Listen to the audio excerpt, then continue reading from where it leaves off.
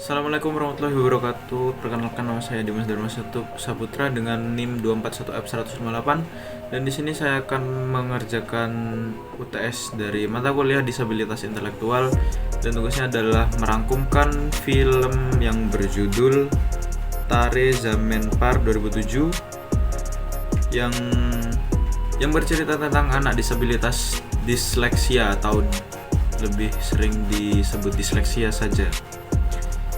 Dan mari kita rangkum bersama-sama tentang filmnya. Ya, jadi di sini saya hanya bisa merangkumkan sedikit dari poin-poin yang saya tangkap pada film tersebut yang sudah saya tonton, dan kalian semua bisa nonton di YouTube. Itu sudah ada fullnya Blu-ray dari film Tare Zaman Par. Mari kita bahas dari awal kisah filmnya. Jadi Tare Zaman Par adalah sebuah film drama India yang rilis pada tahun 2007, disutradarai oleh Aamir Khan dan ditulis oleh Amole Gupte. Film ini mengisahkan tentang pelajaran sosial perjalanan emosional seorang anak laki-laki bernama Ishan Awasthi yang memiliki gangguan disleksia. Ishan adalah anak berusia 8 tahun dengan berimajinasi yang luas dan bakat seni yang menonjol. Namun di balik kecemerlangan dalam seni, ia kesulitan membaca, menulis, dan berkonsentrasi pada pelajaran sekolahnya. Ishan seringkali terlihat mengabaikan pelajaran, membuatnya dicap sebagai anak nakal dan pemalas oleh guru-gurunya serta teman-temannya di sekolah. Bahkan keluarganya sendiri, terutama ayahnya, merasa Ishan hanya membutuhkan disiplin yang lebih ketat untuk menjadi anak normal. Ishan itu memiliki kakak laki-laki bernama Johan yang sangat berbakat secara akademis dan olahraga. Perbandingannya antara Ishan dan Johan seringkali membuat Ishan merasa semakin tertekan. Ayahnya, seorang pria yang memiliki ekspektasi tinggi terhadap kedua anaknya, merasa frustasi dengan kegagalan akademis Ishan. Sementara ibunya, meskipun lebih peduli, juga merasa bingung dan tak berdaya menghadapi kondisi putranya yang dianggapnya sebagai kelainan perilaku. Jadi di sini itu filmnya pertama-tama dari awal hingga hampir akhir film, orang tua Ishan itu tidak mengetahui jika Ishan itu ternyata pengidap disleksia. Jadi menganggapnya hanya wataknya saja atau karakternya saja yang sebagai pemalas dan tidak bisa membaca. Jadi nanti pasti ada seseorang yang memberitahu jika Ishan ini mengidap disleksia. Mari kita lanjut ke ceritanya. Ketika nilai-nilai Ishan semakin memburuk dan ia terus mengalami masalah di sekolah, ayahnya memutuskan untuk mengirimnya ke sekolah asrama yang terkenal keras dan menerapkan disiplin yang tinggi. Ayahnya berharap bahwa lingkungan baru ini akan memaksa Ishan untuk belajar bertanggung jawab dan mengikuti pelajaran seperti anak-anak lainnya. Namun keputusan ini justru membuat Ishan semakin merasa sendirian, terisolasi, dan tidak seperti Ishan pada sekolah sebelumnya yang menjadi anak yang ceria dan juga selalu bisa mengeksplor hal-hal di luar sekolahnya.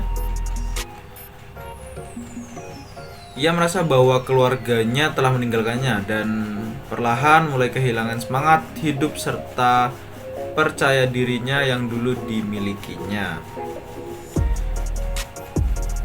Di sekolah asrama, Ishan berhenti melukis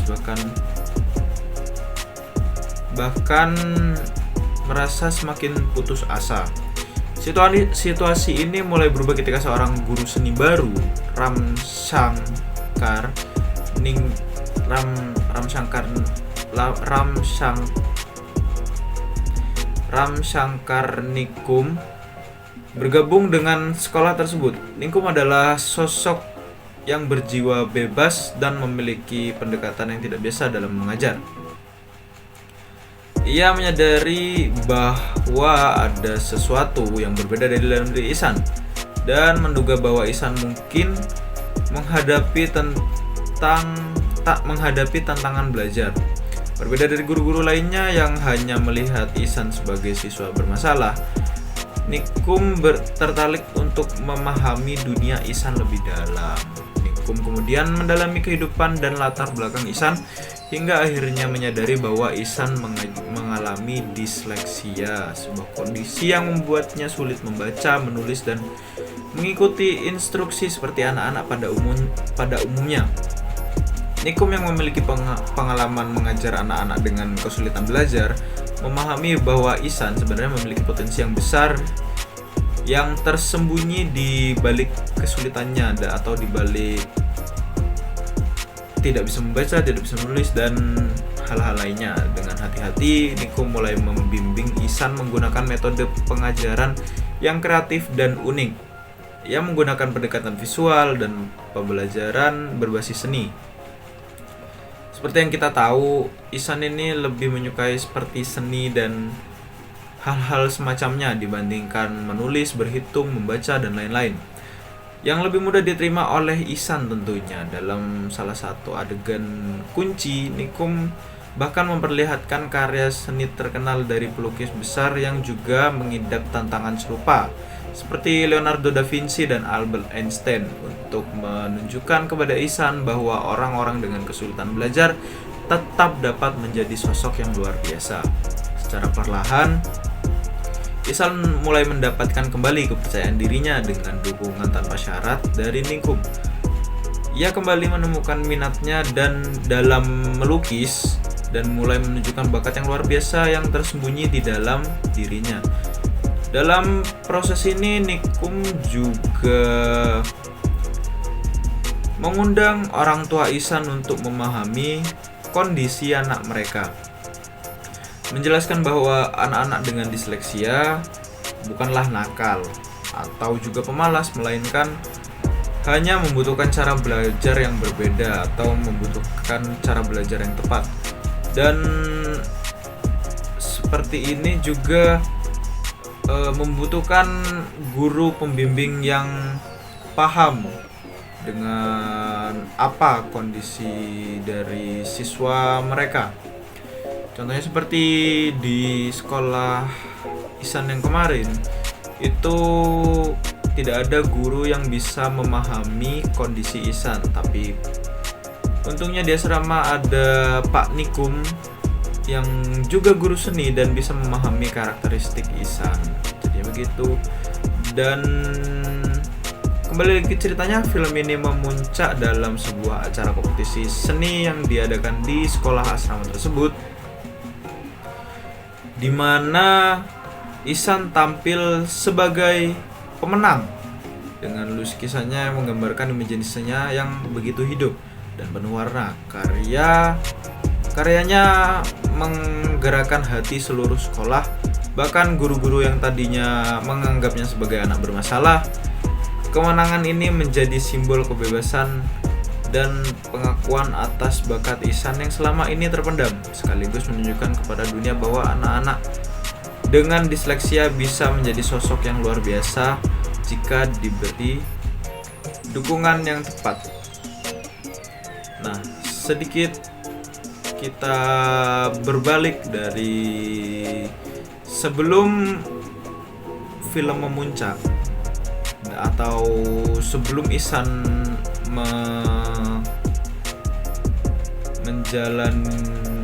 sebelum Ihsan ada pada lomba tersebut. Ihsan itu di hari tersebut di asramanya itu bangun lebih pagi dibandingkan teman-temannya.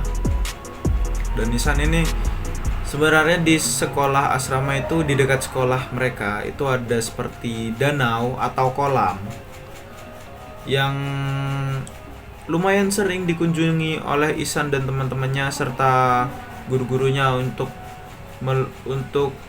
bermain di sana, dan juga Ihsan sepertinya suka dengan tempat itu. Jadinya pada hari perlombaan, Ihsan bangun lebih pagi dibandingkan teman-temannya dan menuju ke kolam atau ke danau itu. Dan dia bangun lebih pagi untuk mencari inspirasi apa yang mau dia lukis untuk saat perlombaan. Dan perlombaan dimulai, Ihsan masih belum juga datang.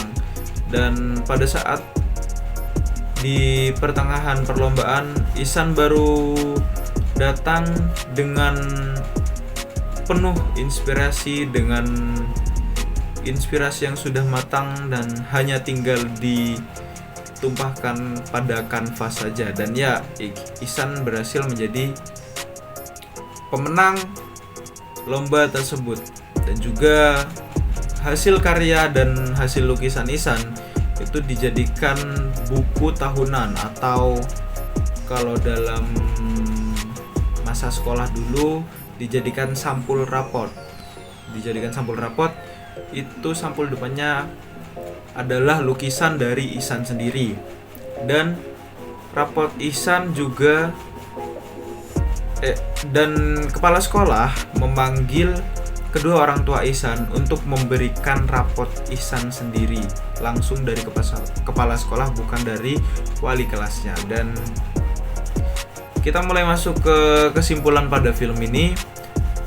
Tari Zaminpar menyampaikan pesan yang kuat tentang pentingnya empati, pengertian, dan juga dukungan bagi anak-anak dengan kebutuhan khusus.